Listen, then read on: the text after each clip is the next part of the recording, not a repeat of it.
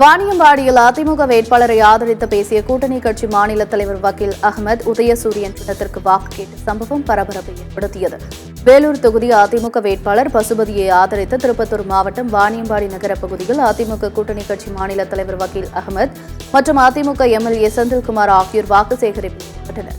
அப்போது பேசிய வக்கீல் அகமது, அதிமுக வேட்பாளர் பசுபதிக்கு இரட்டை இலை சின்னம் என்பதற்கு பதிலாக உதயசூரியன் சின்னத்தில் வாக்களிக்க வேண்டும் என்று வாய் உளறி கூறினார். இதனை கேட்டு அதிமுகவினர் அதிர்ச்சியடைந்தனர்.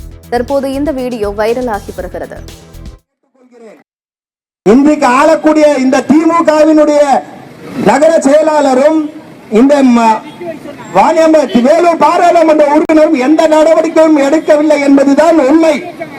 ஆகவே சிந்தித்து உங்களுடைய வாக்குகளை சிதறாமல் மேலும் நம்முடைய தொகுதி வளர்ச்சி அடைய வேண்டும் என்று சொன்னால் உங்களுடைய பொன்னான வாக்குகளை உதயசூரியன் சின்னத்தில் இரட்டை சின்னத்தில் வாக்களிக்க வேண்டும் என்று கேட்டுக்கொள்கிறேன்.